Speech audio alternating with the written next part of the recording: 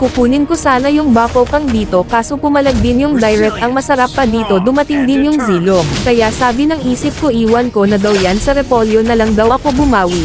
O diba ang galing ng isip ko, ganyan din ba mga isip nyo ba'y sinasabihan din kayo? Nasipyat pa ako dito pero yung pagkakamali ko tinuwid ko kaya ang taong bato pinasok ko sa bahay nila tapos pinatulog ko. Say thank you taong bato dahil nakapagpahinga ka ng pagkakamali ko. Di ko alam kung pasma ba yung nangyari dito sa direct na ito kaya yung pasma hinabol ko, huwag ka nang tumakbo doy, tulungan lang naman kita para gumaling yung pasma mo. Naansa naman intawon ka doy, kahit humarang ka pa dyan taong bato kasi yung pasma ipagamot ko. Napetrify pa ako ng taong bato dito kaya nakahang ako ng ilang segundo pero yung hang ko nilabanan ko, kaya nakawala ako mga doy kaya ang taong bato ginantihan ko, kawawang taong bato biglang naglaho.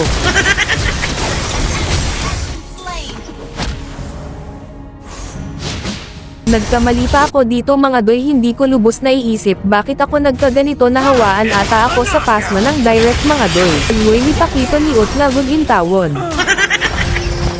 Malag din talaga yung taong bato sa aming gusto sa pagong na ito kahit yung core nila walay pakabala nila. Ko na lang di yung intawon na luwi sa ilaha kaya yung awa ko binigay ko na lang sa taong bato. Ansaon mang isag manggod kaayo kadoy.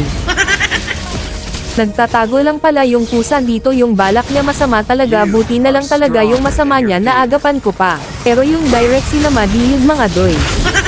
Tapos yung Zilong nila nagreklamo pa bakit hindi daw siya dinadalaw, alam mo kasi doy pag dinadalaw ka isa lang ibig sabihin yan may sakit ka. Wawa naman intawon yung taong bato, buhay niya gamay na lang intawon kaayo anya ang saon na lang ni nato karon.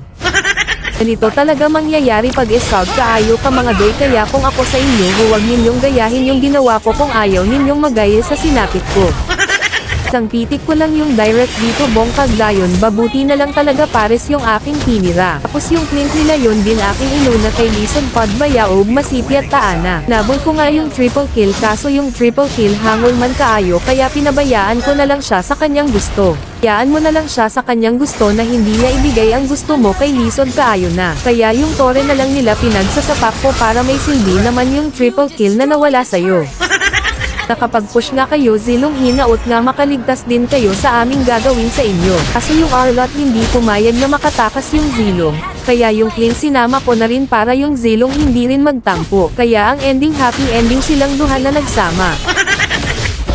Dahil buhay pa yung anak ng Vexana kaya siya ay aming sinabayan on sa Paman DI. Inasag na rin namin yung tore nila muna dito sa lead day para humat na kaayo ba ang ilang kapildihan mga doy. Kamali pa ako dito kasi sakto din yung pasok ko sa ultimate ng pusa na yan, buti na lang din talaga yung pagkakamali ko, tinapos na ng mga kakampi ko maong sakto rapod kaayo. Maraming salamat sa inyong oras at tinapos nyo pa, og wala pa ka nakasubscribe ayaw na og gulat na sabihan pa kita.